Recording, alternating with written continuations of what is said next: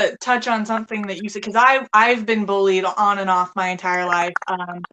I've actually been cyber stalked and harassed, which is in the novel a little bit, a version of it, but not mine. And so I'm actually kind of curious if, MB, you're comfortable with sharing. I talk a lot with my hands. Me too. So, were you bullied growing up? Because maybe that's an empath thing, and people are just drawn to us, and they feel like they have to lessen us because they see something in us that makes them uncomfortable. Well, you've probably seen this on Facebook where don't worry, your energy irritates their demons. Yeah. There's something about you. I mean, even as an adult, I've had people just not like me for whatever reason. And they showed it and they didn't care. And I'm like, God, how could somebody be like that? How can you do that? I can't do that. I don't get it. But some people, it's like you almost feel like it's what's wrong with me that brings out the worst in others. And I felt like that. You're too good. Most of my life. Like I really did, honestly. And there's times, and I finally, like in the last few years, have come to realize that nothing I do, I don't have to make them my biggest fan. I don't, it's none of my business what other people think of me. It's really hard to let that go and not try to people please. The right people will embrace you for who you are. You don't have to fight to have people in your life. Well, I was very much bullied when I was younger. Yeah, you don't have to force people to like you in any way. The right people do come into your life. You have to be open to that instead of trying to chase the ones that aren't right to get them to like you, to feel validated. Yeah, because you'll never feel that validated by those people. Yeah, and I'm sorry if I interrupted you too. It's weird. I had a memory that when I was younger, I started hanging out with my biggest bully, like in 5th grade. I became a bully. I felt like the only way that I can get this pain to stop is to be like her. I guess as an adult, some of the angry, resentful ways I acted too was almost like a block. It was a way to block, because you have to find a way to block energy, and it was a way to block. I'll just, you know what? You can't beat them, join them. I want to cuss. Can I cuss? Fuck you. Yeah, no. We are all about the cussing. This is not a children's show at all. You don't like me? It's like, oh, you're going to be an asshole? Well, fuck you. You know what? I'm going to go kick. All right. I'll go kick ass with you. Let's just go fuck some people up. You want me to fight my best friend? I'll fight my best friend. And then you're going to think I'm awesome. And that will take away the pain of you hating me. So let's go. I was just... Well, that to me sounds like you tried to do it one way and it didn't work for you. So you're like, I'll try this other way. And if that worked, so you're trying to feel out how to function and just be yourself, be in the world. It's just hard to be. We all are chasing like this thing or this image or this what you think it's supposed to be like, or what, and then temporary pleasures, men and booze and bed and food and it's because you're chasing those the depth of what just embracing your authentic self and what your energy really is all about. And what happened is I did end up getting in a fight with my best friend. She daunted, like it just went on and on and on until I ended up calling out my best friend, and I cried my eyes out. I ran away from that fight because I was winning, and I called her crying my eyes out, and it hurt me so much to do that to her, and that was it. And then my bully friends, like, I'm calling you out. Then we got in a fight, and that was the end of our friendship. But anyway, it was stupid, but I realize now why I was doing that. I was just trying to take away the pain of not fitting in, and of other people, the uncomfortableness of them not liking me, and it didn't work. My feelings prevailed. I couldn't do it. So, yeah, it's interesting. Yeah. For sure. Yeah. So, MB, if you want to share, you're totally welcome to, but if you didn't want to share anything, if you've been bullied, then that's completely open to you. I just don't want you to feel like you don't need to talk. Like, if you want to talk, please talk. Or something similar, maybe. I was homeschooled, So the only people who would bully me was my family, but we really didn't do that. So. That, you know Preach to what? That's a whole other homeschooling. topic. No, Homeschooling. I love my family. We've all bullied each other on occasion. Right. It No, happens. Love. That's not like malicious or anything. I think we're all a little bit of empaths, and my family's very, very deep and crazy. So that's okay. It's a good thing and it's a bad thing. Yeah. Yeah. So you weren't bullied. Well, that's good. But sometimes like you figure it out young. You go, I'm going to go on this path, and this is my path. This is my direction, and you find your niche and your friends and the people that are on that similar path, and then it's less painful if you find it young in life. That's for sure. Yeah, Yeah. it's definitely a journey for sure. Because I mean, Oh yeah. I didn't discover it until recently, somewhat recently. I mean, recently enough for me to write a book. And Yeah.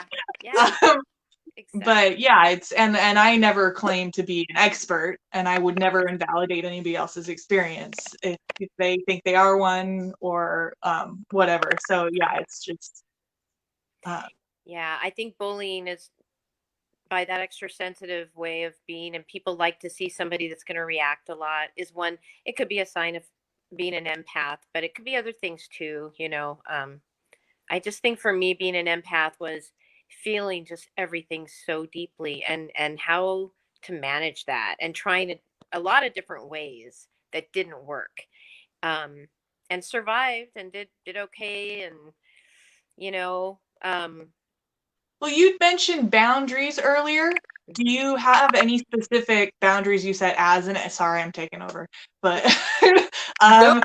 uh, yeah, any specific boundaries you set as an empath? Because I could always use some pointers. Don't do very well with yeah. boundaries. Well, I know I read something about it where you they say like meditation, quiet time, literally turning everything off and going to that place of calmness, visualization, and the one thing that I read about that I use sometimes is when you're in a really like a tense situation. I just try to imagine like kind of like a pink like aura, or a pink shield around me, and try to step back from it, and realize when things are really intense and people are talking, even when they're asking for a response from me, because I'll go "Ah, da, da, da, da, da." I stop and take a deep breath, and I realize, oh, I'm picking up on a lot of energy right now, and then I just kind of put it like a in my mind pink shield, and then take a deep breath. And then sometimes I'll even say, let me think about that. Or I don't know. I'm going to, I think you know what, I'll wait a little bit on that. Let me, actually, I'm going to go for a walk. Like sometimes you have to get away from a situation. And I literally will shut everything off. I have my time where I have to be alone every day. And another thing I do is every morning, this is part of my ritual. And again, I'm a believer in many paths to the way, but, I believe we all, like, there's a higher power that helps guide us, and I call it God. That's my higher power. But there's a universal force, and there's the dark side, and then there's the force, and there's the light and the dark, and whatever you want to call it. But every morning, every single morning, nothing on. I don't look at my phone. Nothing. Um, I pray. I read a little daily devotional, and I write in my journal. I kind of get my head straight.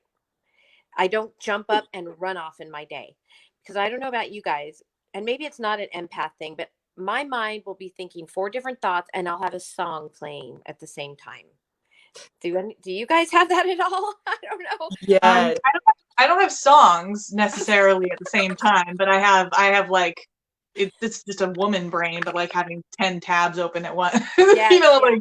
Like I'm two. yeah, Yeah. and I need to have a daily ritual, but I have trouble with the dedication and maintaining it.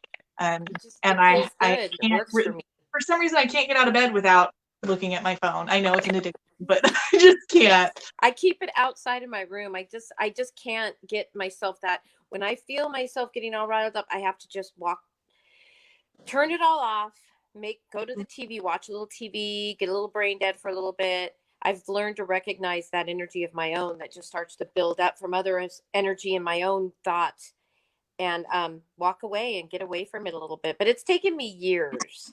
I used to feed into that energy, and then all of a sudden I'm a big part of it, and I'm annoying, and I'm like, whatever I am, and I'm so not being productive or helping the situation in any way, shape, or form.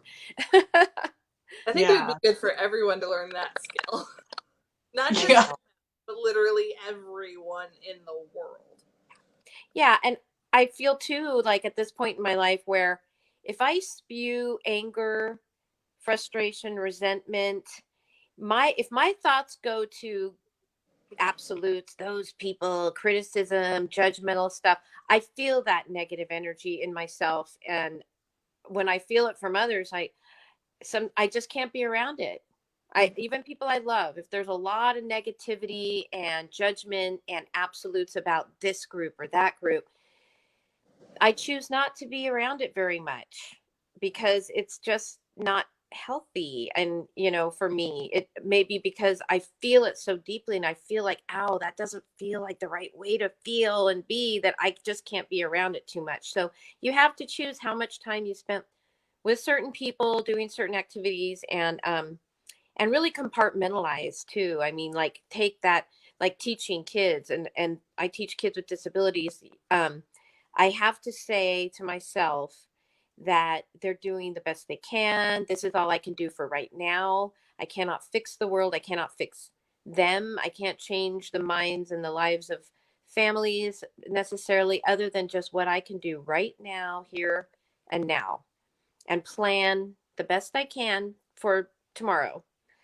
Because you never know, especially in this year, 2020, we never know what's going to happen. And if we're worried so much about doing everything right or getting this done or that done, and oh my God, what about next month or next year? We're using all that energy that's distracting us from right now. So staying in the present is like a boundary. Yeah, not feeding into the fear. Like it's a draining of my already limited energy, and I don't want to, spend any extra time going there. And then, I've had enough drama in my life. I'm not going out and searching for more. I want to have Yeah. some stability and happiness and all of that. So Yeah. I hear what you're saying. Yeah, exactly. And talking about drama too, I think subconsciously, like even like which probably talk about when we talk about books, but like I would think that, finding a man to be with was going to protect me and ground me a bit, bring me some stability. But then my subconscious would be led to men that need help and healing, and were troubled, or reminded me of past people that I wish I could have fixed or felt better with when they were in my life. And it doesn't work that way. It comes from in here. So you create your own drama sometimes by Yeah. trying to fix your overly sensitive feelings and need to heal. And this, like, some people have so much of a need to heal, but empaths are so aware of their need to heal that they're looking for healing sometimes in the wrong places. And you end up creating more drama, and then you got to heal more. And I think, at least for me specifically, I feel like I have to be emotionally everything for everybody else. Yes. And it's really difficult for me to realize I don't. And even when I do realize I don't, it's still hard. Like, okay, I know I don't need to do that, but I can't, like, how do I not do that? Like, that's who I am. That's all I've ever done. Like, I take care of everybody else's emotion and I hoard it. Even if they Caregiver. don't know I'm taking care of their emotion, I'm doing it. And like, Yeah. it's And it really, it's drains struggling with you. that now. Yeah.